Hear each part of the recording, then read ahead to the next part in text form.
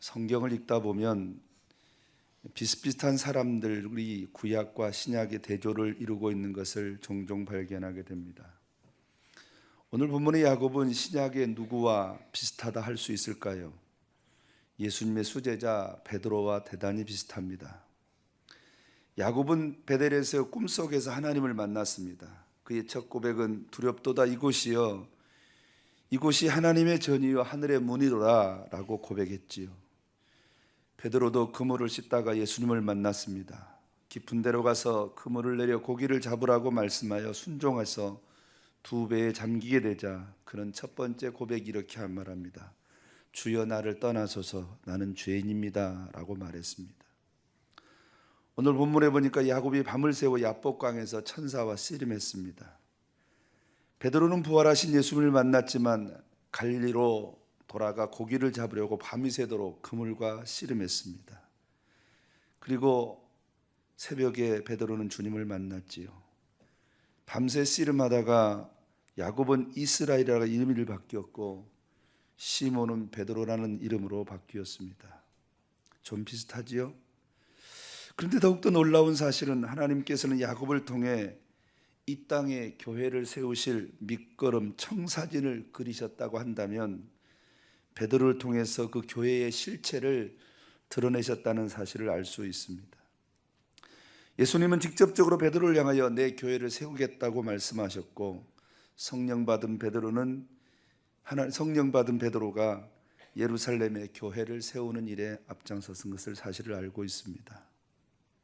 많은 사람들이 오늘 본문을 이야기할 때마다 생명 걸고 기도한 것으로 이해하고 있습니다.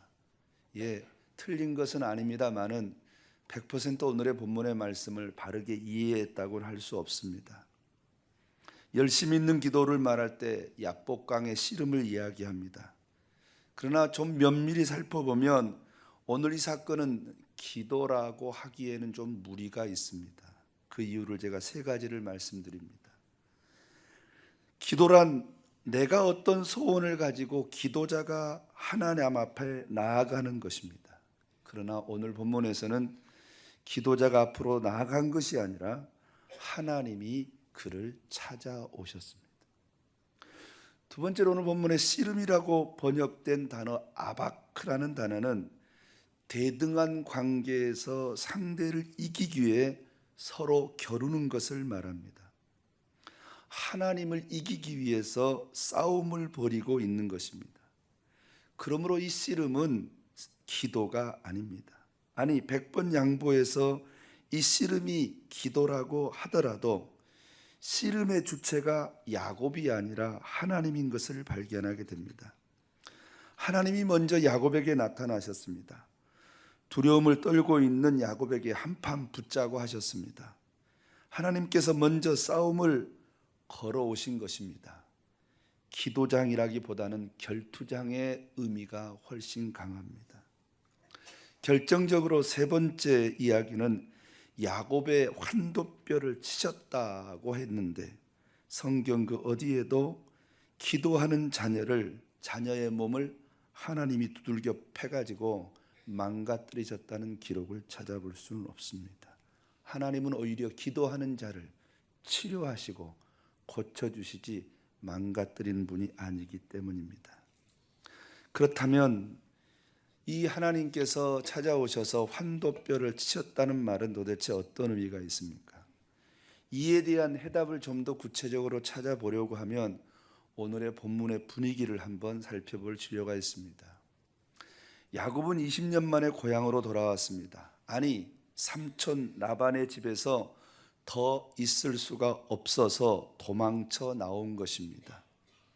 밤중에 도망쳐 나오자 삼촌이 군사를 끌고 야곱을 죽이려고 재산을 빼앗아 가려고 할 때 하나님의 군대 마하나임이 나타나서 그를 막아 주었습니다. 야곱은 길에서 자기를 라반의 손에서 구워준 하나님의 사자와 그리고 좌우에 쭉 둘러선 하나님의 군대를 보았습니다. 의기양양해서 고향으로 발길을 돌리던 중에 에서가 400명을 끌고 온다는 것입니다. 그 소식을 듣자 마음에 두려움이 몰려와서 답답해졌습니다. 아니, 하나님의 군대가 지켜주는데 뭐가 그렇게 두려워 떨게 되었을까요? 그러더니 이상한 행동을 시작합니다. 오늘 본문 9절에 보니까 에서가 이르되 와서 한 떼를 치면 남은 한 떼를 피하리라 하고 8절에 그렇게 기록하고 있고요. 또 야곱이 이르되 내 조부 아브라함의 하나님 이삭의 하나님 여호와여 전에 명하시기를 내 족속 내 고향으로 돌아가게 하여 내게 은혜를 베풀라 하셨습니다 라고 기도도 합니다. 잔머리도 굴렸다가 기도도 했다가 마음이 이리 왔다 저리 갔다 합니다. 횡설수설하지요. 그리고 또 11절에 보니까 내가 주께 간구하니 내 형의 손에서 내 에서의 손에서 나를 건져내옵소서. 내가 그를 두려워하면 그가 와서 나와 내 처자를 칠까 겁내기 때문입니다 라고 고백하고 기도하고 있습니다. 야곱이 거기서 밤을 지냈다 13절에 그렇게 밤을 지냈습니다. 그리고 소유 중에 형 에서를 위해서 예물을 택했습니다. 자 보십시오. 기도하다가 잠자려고 텐트를 쳤습니다. 그리고 잠을 자고 있던 가족들을 깨워서 에서에게 보낼 선물을 준비합니다. 그리고 또 잠을 잤습니다. 그리고 다시 한밤중에 또 일어납니다. 그 다음에 또 가족을 깨웠습니다. 4명의 부인들과 자녀들을 따로 분리해서 시간차를 들고 출발을 시킵니다. 이것은 누가 봐도 정상이 아닙니다. 약간 정신이 좀 돈 사람 같습니다. 보세요. 갑자기 자다 말고 일어나가지고 예물을 택했다가 또 자다 말고 일어나가지고 먼저 보냈다가 자다 말고 일어났다가 그러다가 결국은 어떻게 됐습니까? 홀로 남았습니다. 저와 여러분이 오늘 읽은 말씀 야곱이 홀로 남았다. 여러분 어디가 생각나십니까? 바로 베델이 생각나시죠. 베델에서 야곱은 홀로 돌베개에 누워 잠을 잤습니다. 그때 꿈에 하나님이 나타나 주셨습니다. 그리고 걱정하지 마라. 내가 너를 다 거기 데려가서 고향 땅으로 안전하게 돌아오게 하겠다라고 약속했습니다. 그런데 지난번에 베델에서는 그렇게 위로하시는 오늘은 왜 그냥 환도뼈를 한 대 두들겨 까버렸습니까? 좀 하나 이상하잖아요. 그 이유가 있습니다. 여러분 제가 한번 물어보겠습니다. 야곱이 아버지의 집을 떠나서 베델에서 하나님을 만났을 때 그때 야곱의 나이가 몇 살쯤 된 것 같습니까? 20살? 25살? 30살? 아닙니다. 77세입니다. 어떻게 하냐고요? 여러분과 제가 잘 알잖아요. 요셉이가 30살에 총리가 되었습니다. 그렇죠? 그리고 7년 풍년이 있었습니다. 그러면 요셉의 나이 몇 살? 37. 그리고 2년의 흉년이 있었습니다. 그럼 그때 요셉의 나이는 몇 살이요? 39. 2년 흉년 만에 2년 흉년을 만났을 때 야곱이 어디서 내려옵니까? 가나안 땅에서 내려오죠. 그때 야곱의 나이가 몇 살이라고요? 130살. 성경에 나와 있잖아요. 자, 한번 해봐요. 그럼 130살 마이너스 39세. 그럼 몇 살에 나왔어요? 91살에 나왔어요. 야곱이 요셉을 91살에 낳았다고. 그럼 도대체 이 91살은 어떻게 된 거냐? 야곱은 삼촌 라반의 집에 가서 14년을 종살이를 합니다.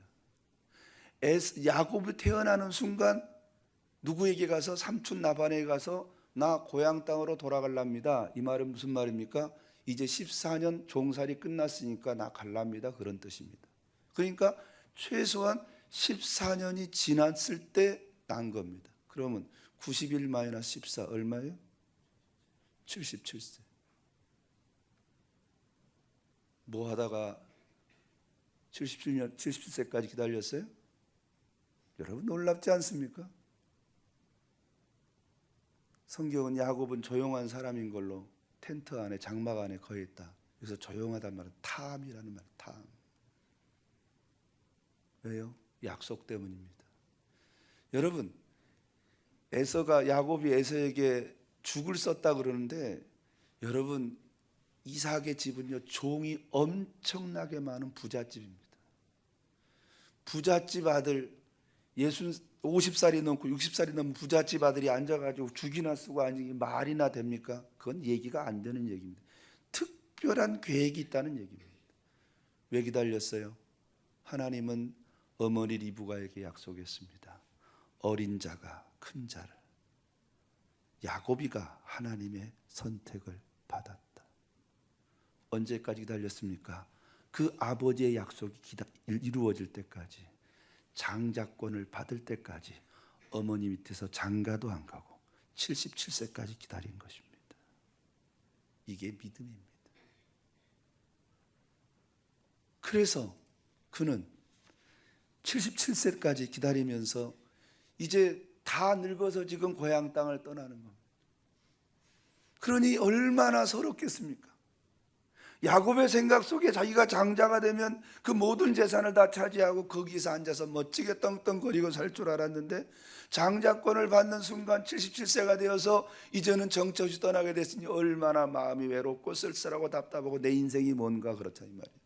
그래서 돌베개라고 겨우 목숨 부지하게 자고 있으니까 얼마나 실망이 되겠어요. 그러니까 하나님이 나타나서 야곱아 실망하지만 내가 책임져 줄게 위로했던 것입니다. 그런데 오늘은 20년 전의 상황과 정반대입니다. 20년 동안 어떻게 살았습니까? 낮에 더위와 밤에 추위를 무릅쓰고 눈 붙일 겨를도 없이 열심히 살았습니다. 그러다 보니 한 가지를 잃어버렸습니다. 하나님의 꿈, 하나님의 비전, 하나님의 약속의 말씀을 잃어버린 것입니다. 이렇게 교회가 중요합니다. 이렇게 목사님이 중요한 겁니다. 말씀이 없어지면 돈은 열심히 버는데 뭐는 사라져요? 꿈은 사라지고 비전은 사라지고 약속의 말씀이 사라져버립니다. 하나님은 그를 통하여 교회를 세우고 하나님 나라를 세우는 것이었습니다. 그래서 하나님은 줏대나 주셨습니다. 아니 삼촌이 그의 것을 빼앗아갈 때마다 찾아주셨습니다. 약속을 이루기 위한 수단으로 사용하라고 주신 것입니다. 부자가 되고 보니, 물질을 많이 얻고 자식을 많이 얻고 보니 하나님은 온데간데 없고 사명도 없고 목적도 없어졌습니다. 하나님의 비전 까맣게 잃어버렸습니다. 물질이 목적이 되고 자기 가정이 목적이 되고 자기 자녀가 목적이 된 것입니다. 창세기 32장 11절과 10절과 11절을 제가 읽어드립니다. 나는 주께서 주의 종에게 베푸신 모든 은총과 모든 진실하심을 조금도 감당할 수 없사오나 내가 이 지팡이만 가지고 이 요단을 건넜더니 지금 두 때를 이루었나이다. 넘어가겠습니다. 에서의 손에서 나를 건져내옵소. 내가 그를 두려워하면 그가 와서 나와 내 처자를 칠까 겁내기 때문입니다. 이 사실을 아신 주님은 야곱을 깨우신 겁니다. 마음을 흔들어 놓으신 것입니다. 그리고 나서 흔들리자 지금 주님이 씨름하고 있습니다. 재산 네 거니? 아니요. 그럼 보내. 그래서 보낸 겁니다. 네 자식은 네 거니? 아니? 아닙니다. 제 거 아닙니다. 그럼 보냈습니다. 그리고 마지막, 그럼 네 목숨은 네 거니? 아닌데요. 자, 오늘 본문에 참 기가 막힌 말씀이 있습니다. 어디를 보시냐면 천사와 씨름할 때에 그의 환도뼈가 어긋났더라는 말씀입니다. 이 어긋났다는 말씀이 아주 중요한 말씀입니다. 여기서 어긋났다라는 말은 위골되었다, 탈구됐다 그런 뜻이기도 하지만요, 민수기 25장의 말씀에서는 목매어 달다라는 뜻도 있습니다. 신명기 21장에서는 이 목매어 단 사람은 저주받은 상징으로 이해하고 있습니다. 옛날에는 목매어 다는 건 형벌에 없었습니다. 이 목매어 다는 것은 죽은 사람의 시체를 달아놓는 것입니다. 사무엘상 21장 6절에도 그와 같은 사건이 나오죠. 무슨 말입니까? 야곱은 그 야복강에서, 그래서 오늘 본문에 보면 브니엘이다, 내가 하나님의 얼굴을 배웠다 라는 말은 자기 목숨을 십자가에 못 박아 버린 것입니다. 나를 따라오려거든 자기를 부인하고, 마태복음 16장의 말씀과 똑같은 장면입니다. 내 것은 없습니다. 이 대산 네 건이 아닙니다. 자식들은 내 거 아닌데요.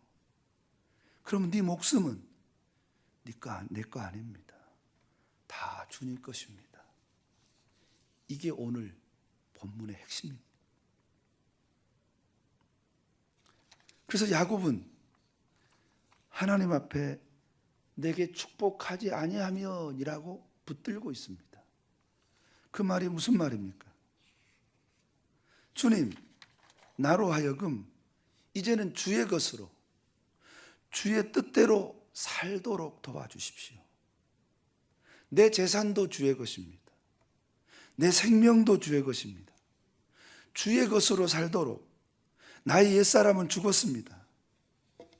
나를 제발 이제는 세상 사람이 아닌, 야곱이가 아닌, 물질에 얽매이고 세상에 얽매이고 자식에 얽매인 사람이 아닌 하나님의 사명자, 하나님의 일꾼으로 그렇게 살도록 나에게 은혜 주십시오라고 하는 내용이 축복해 달라는 기도입니다.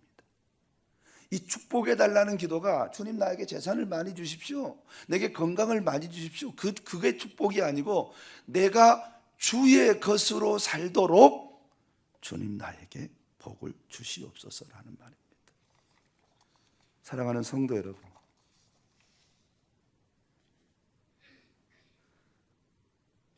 과거의 저와 여러분은 십자가에 못 박아야 됩니다. 자기를 부인하라고 말합니다. 저와 여러분은 사명자로 다시 태어나야 됩니다. 성경은 말합니다. 이기는 사람. 어떻게 해야, 어떤 사람이 도대체 자기를 부인한 사람입니까? 아브라함이 이삭을 하나님께 바쳤습니다. 그때 뭐라고 말합니까? 이제야 네가 나를 경외하는 줄 알겠다. 이삭, 이거 누구 겁니다? 내 거 아닙니다. 이거 아버지 겁니다. 여러분, 저와 여러분이 참 여러분을 제가 존경합니다. 이 야곱이는요, 은혜를 많이 받은 사람입니다. 77세까지 약속의 말씀 붙잡고 장가도 안 가고 반노인 되도록 그렇게 하나님의 약속을 기다렸던 사람이고, 그런 사람에게 뭐가 오니까 하나님이 나타나서 베델에서 엄청나게 은혜를 주시고 20년 동안 하는 일마다 기가 막히게 잘 됐는데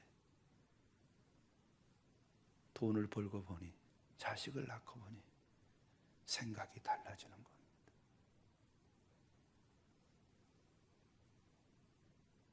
제가 여러분을 만난 순간, 제가 몇 분 안 만났습니다만 다 우리 성도님들은 간증이 있으시더라고요.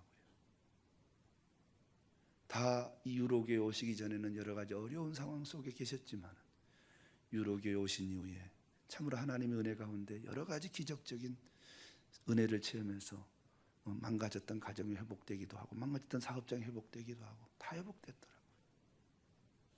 지금서부터가 중요한 겁니다. 이거는 1차입니다. 1차. 하나님이 첫 번째로 주신 은혜입니다. 이제 은혜 받았을 때, 이제는 먹고 살만할 때, 이제는 좀 경제적으로 안정이 되고 가정적으로 안정이 될 때 정말로 이게 전부 다 아버지의 것입니다라고 생각하고 이 내 가진 모든 것을 하나님의 나라 건설을 위해서, 하나님의 일을 위해서 뜻을 쓰는 사람만이, 그것을 사용하는 사람만이 진짜 성도입니다. 어떻게 우리가 이스라엘로 살 수 있습니까? 어떻게 이스라엘로 살 수 있지요? 그 첫 번째는 바로 예배입니다. 이스라엘 출애굽기 33장의 말씀에 보면 하나님께서 광야로 나온 이스라엘 백성들이 금송아지를 만들었습니다. 그리고 범죄했습니다. 그래서 하나님이 너무 화가 나셨습니다. 그래서 모색이 이렇게 말합니다. 야, 가나안 땅에 너희끼리만 가라. 나는 안 가겠다. 왜 안 가죠? 자꾸 너희들이 범죄하면 내가 같이 있으면 내가 너희들 다 죽여버릴 거 아니냐. 왜? 하나님은 거룩하신 분이기 때문에 죄를 범하는 자들을 만나면 다 죽이시는 분이시거든요. 그러자 모세가 뭐라고 하는 거예요? 예, 우리끼리만 올라가겠습니다. 그렇게 말하지 않습니다. 아닙니다. 하나님 안 가면 나도 안 갑니다. 이렇게 말합니다. 하나님 좀 우리와 같이 가주십시오. 이게 도대체 이것이 가르쳐서 딜레마입니다. 하나님이 우리와 동행하면 우리가 죄를 지어서 우리가 죽고, 하나님 없으면 가도 의미가 없으니까 모세는 말합니다. 같이 가주세요. 이 말은 죽어도 좋습니다. 죽어도 좋습니다. 그러자 하나님께서 한 가지 해결책을 제시합니다. 그 해결책이 무엇입니까? 바로 제사제도, 속죄제도입니다. 예배는 내가 죽는 행위입니다. 동행의 비결, 예배를 통하여 내가 죽고 예수 십자가의 보혈의 피로 내가 죽어야 다시 살아나는, 다시 회복되어지는, 성경이 말합니다. 아브라함 이삭을 제물로 모리아 자단에 바쳤을 때 하나님은 그를 살려서 도로 그에게 돌려주셨습니다. 예배당 우리가 들어올 때 우리는 제물로 들어와서 죽고, 그리고 다시 한번 부활되어서, 다시 한번 거듭나서, 다시 한번 새롭게 되어서 다시 나아가게 되는 것입니다. 그러므로 우리에게 있어서 예배는 목숨과도 같습니다. 그 어떤 것보다 내가 예배자로 산다는 건 이 목숨이 내 것이 아닙니다. 내 삶이 내 것이 아닙니다. 내 모든 것이 주님 것입니다.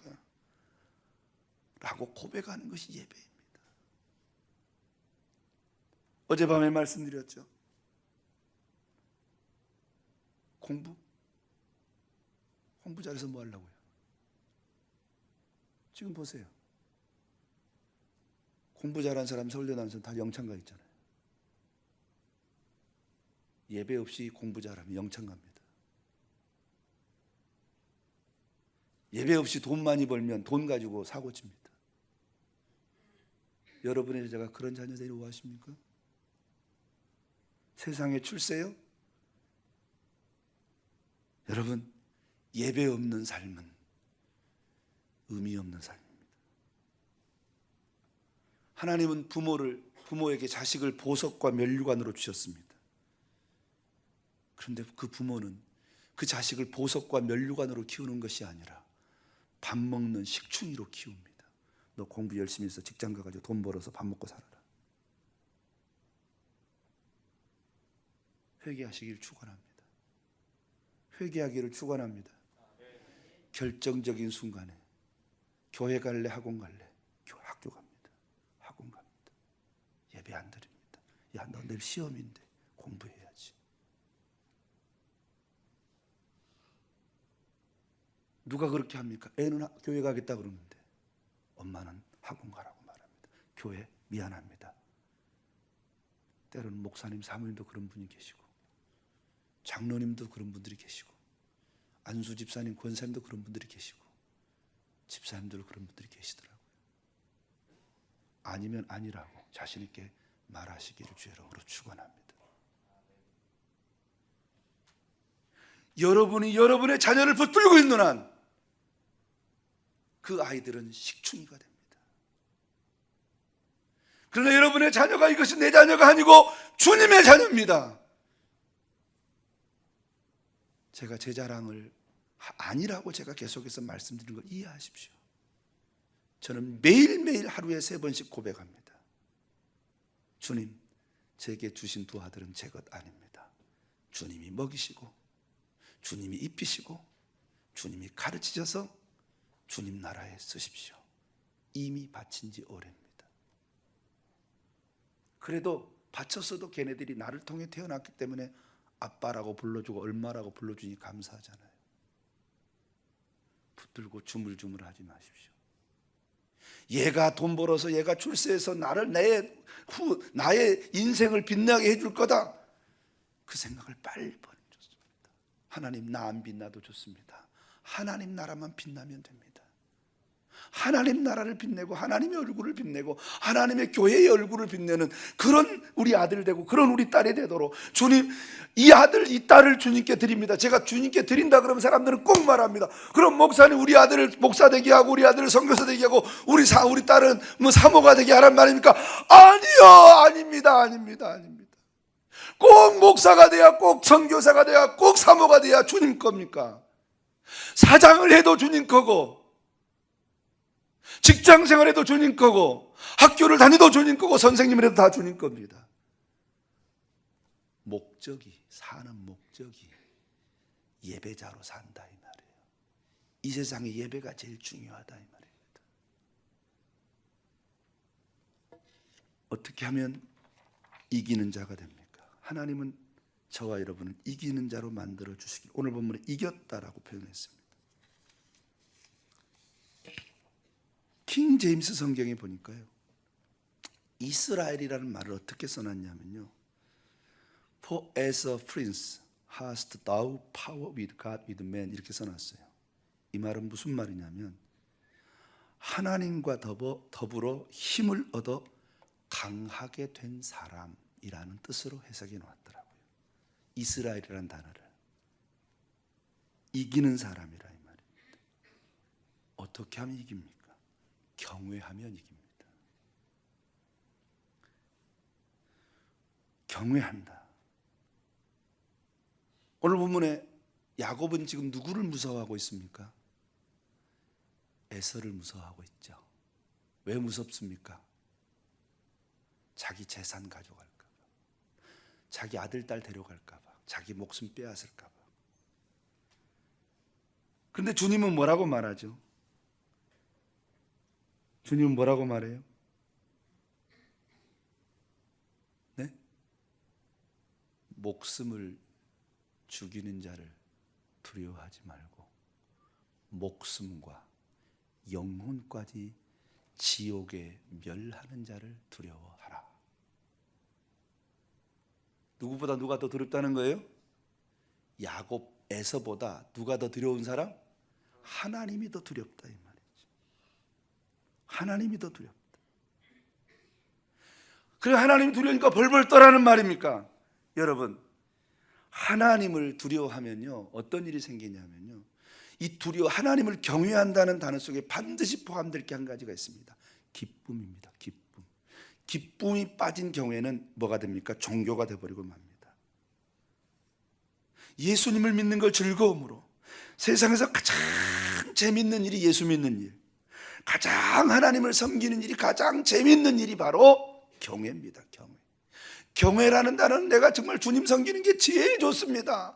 예수 믿는 게 제일 좋습니다. 예배 드리는 게 제일 좋습니다. 예수를 믿고 따르는 게 제일 좋습니다. 나는 세상에서 예수 믿는 재미로, 전도하는 재미로, 이렇게 하나님의 일을 하는 재미로 삽니다. 그 말이 경외입니다. 여러분, 이와 같은 경외하는 자가 되기를 주의 이름으로 축원합니다. 그러면 그 경외하는 자는 뭐 하게 됩니까? 세상을 이기는 자가 됩니다. 그런 사람과 주님이 함께 해주셔서 이스라엘 이기는 사람으로 만들어 주십니다. 오늘 본문에 보면 야곱이가 이스라엘 됐다는 말은 이제 하나님과 더불어서 그가 힘을 얻었습니다. 비록 그의 다리 환도뼈는 위골되어서 절기도 하고 질질 끌기도 했지만 절대로 요셉이가 야곱을 괴롭힐 수 없었습니다. 이게 하나님의 비밀입니다. 하나님을 경외하는 사람은 하나님이 함께 하셔서 세상을 이기도록, 왕처럼 이기도록 도와주시고 함께 하신다는 사실을 믿으시기를 주의 이름으로 축원합니다. 예배하고 목숨 공을 예비하고 하나님 있는 걸 최고로 즐거워하면 하나님이 함께 하셔서 그 어떤 원수 마귀도 넉넉하게 이기는 놀라운 비밀의 역사가, 이스라엘의 역사가, 사람을 이기는, 하나님께 힘을 얻어서 사람을 이기는 역사가 나타난다는 것입니다. 세상에서 이기는 역사가 나타난다는 것입니다. 여러분 모두 이기기를 주의 이름으로 축원합니다. 이기는 자가 되기를 주의 이름으로 축원합니다. 세 번째, 가장 중요한 이야기입니다. 다시 태어나셔야 됩니다.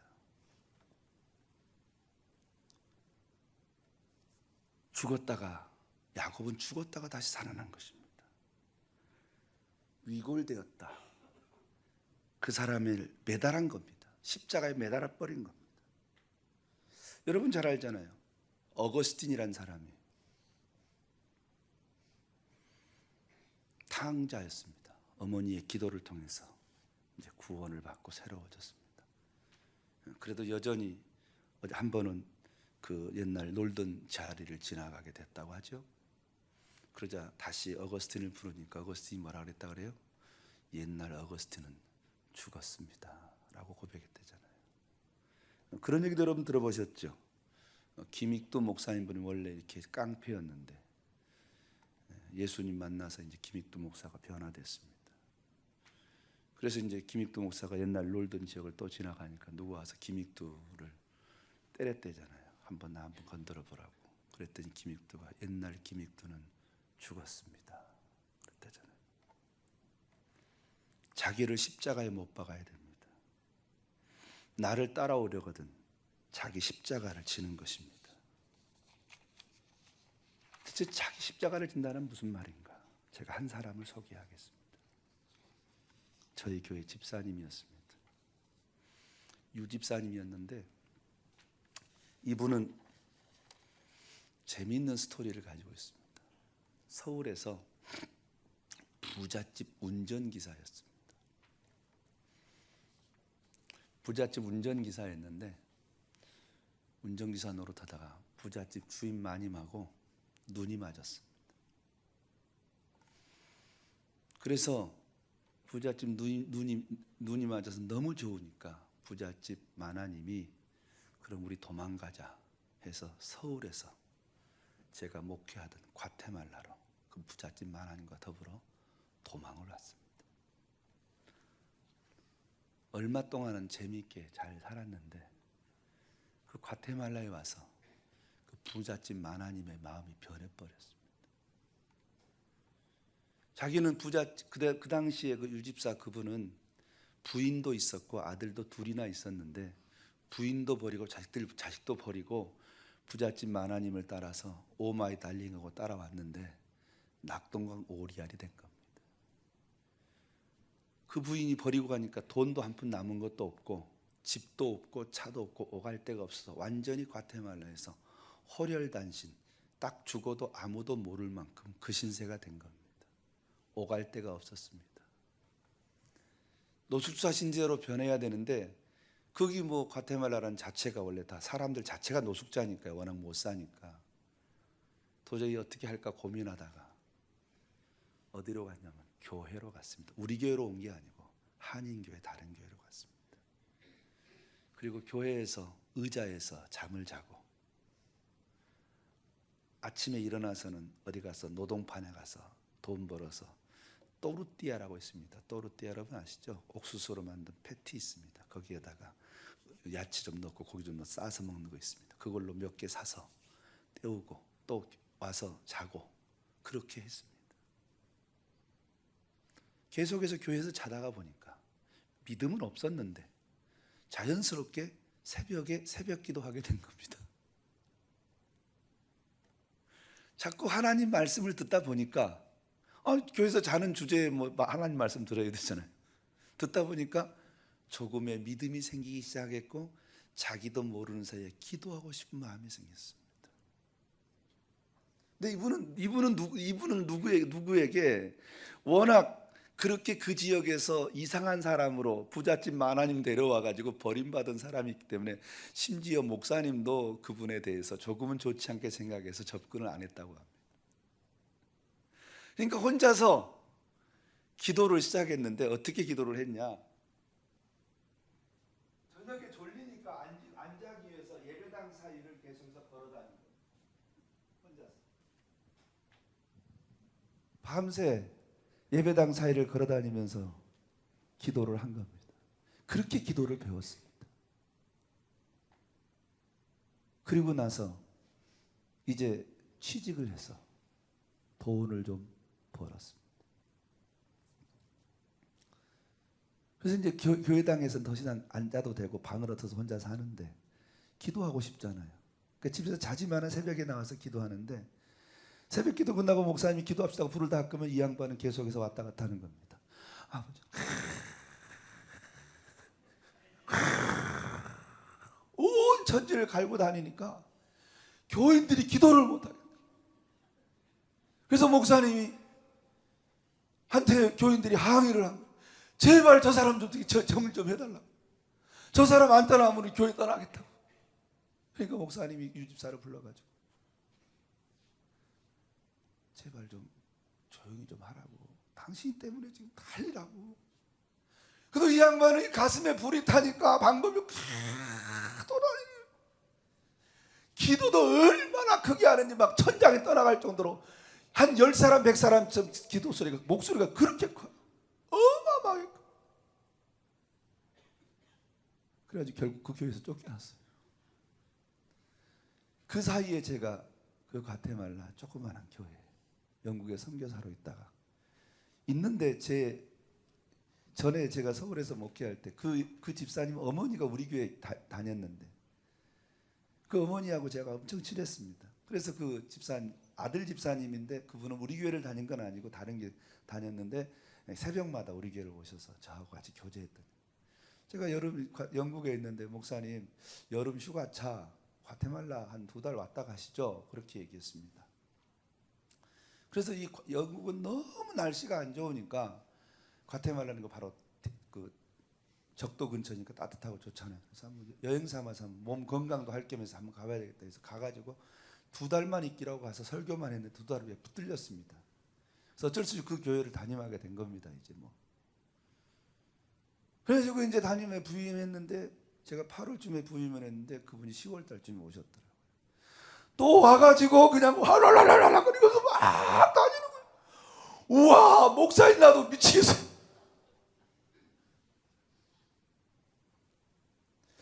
그래서 기도하던 중에 저분을 어떻게 잡아야 될까? 어떻게 하면 정리할 수 있을까? 어떻게 하면 이 양반을 깔아앉힐 수 있을까 생각하다가 제가 조용히 그분을 불렀습니다.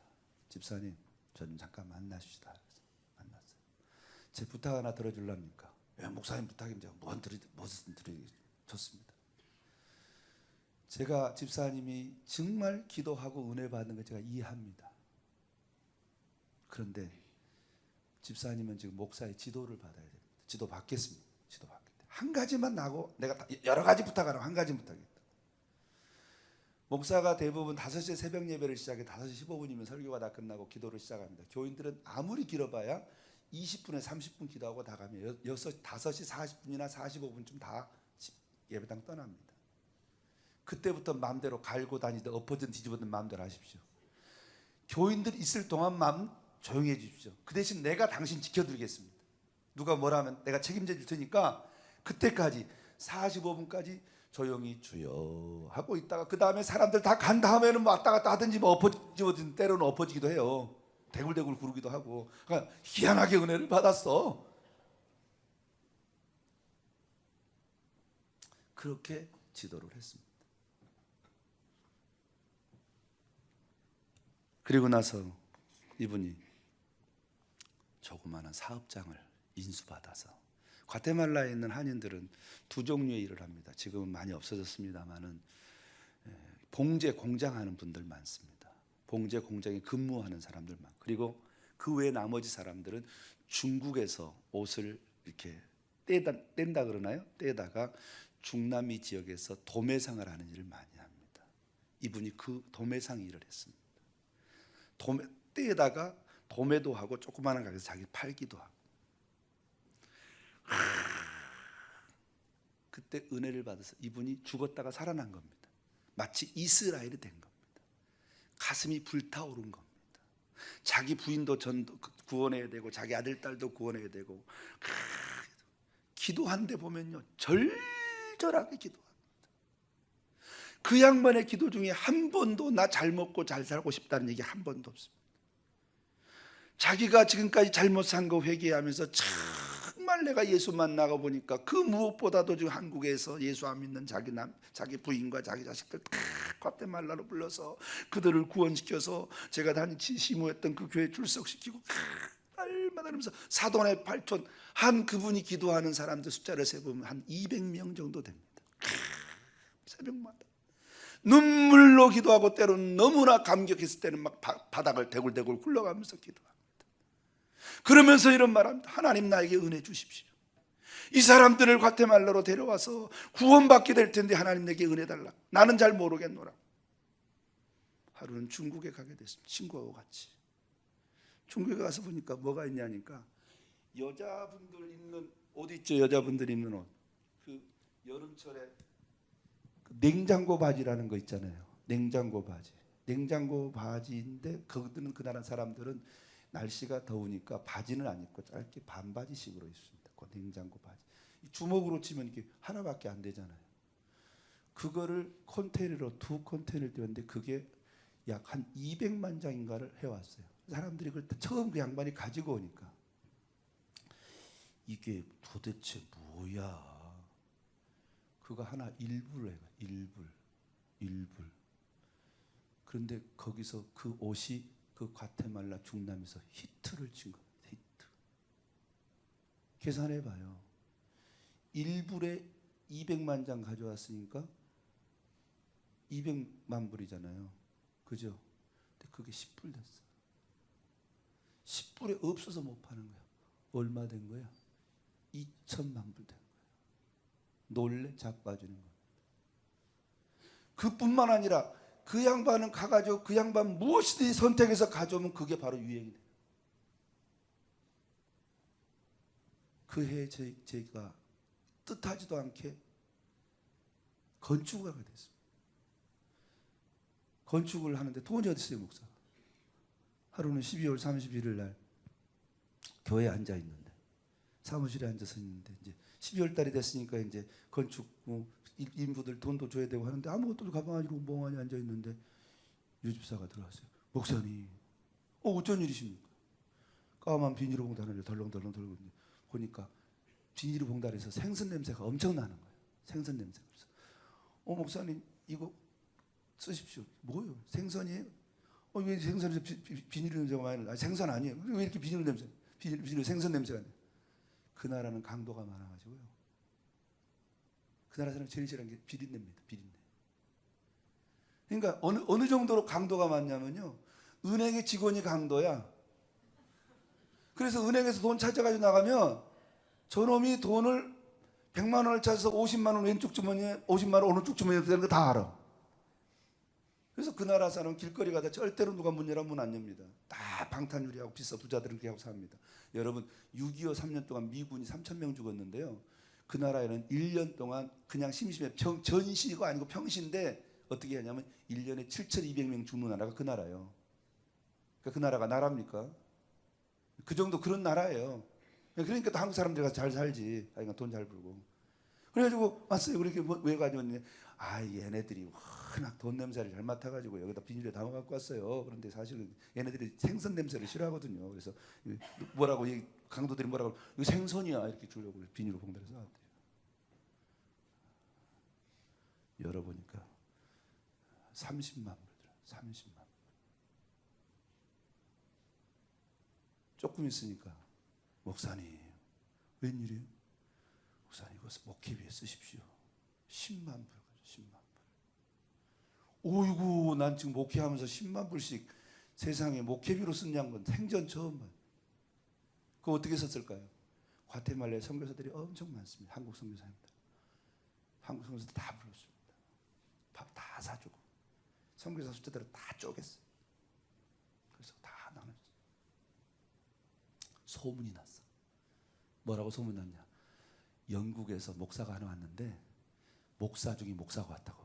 사람들이 역시 돈은 좋아하긴 좋아해. 내가 누군지도 모르면서.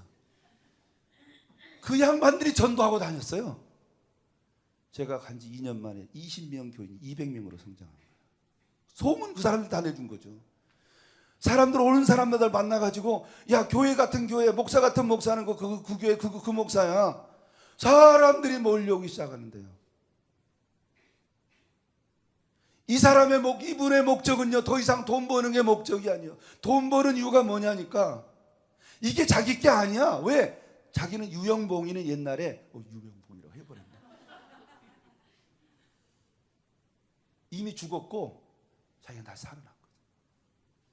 그래서 1년 만에 자기 부인, 자기 아들, 두 아들 다 데려왔고, 자기 사촌 형님 유영수라고 있어요. 이 양반이 통영에서 어장하다 망한 양반이야. 그 양반을 전도하라 그러면 죽어도, 왜냐하면 어장하던 사람은 이걸 죽이게 잘하잖아요. 술 고래예요. 그래 오라 그러니까 그냥 안 오니까, 형님 놀러 한번 와. 그래 놀러 와서 붙잡혀가지고 저한테 데려왔어요. 목사님, 이 인간 좀 사람 좀 만들어 달라고. 그래서 예수 믿고. 또 그 양반도 다 망한 거, 자기 돈, 자기가 돈을 친히 들여서 가게를 만들어서 물건 띄어다 줘가지고 자기다 거기다 가게를 만들고, 뿐만 아니라 거기 사람 아들, 딸 다 데려와가지고, 그 딸이 순남인데 순남이 데려오고, 순남이 그 한국에 있을 때 애인까지 데려와서 결혼시켜서 계속해서 다 욕심이 없어요. 그런데 돈은 그렇게 잘 벌어요. 지금 같은 날 빌딩이 둘째. 사랑하는 성도 여러분, 찬양하는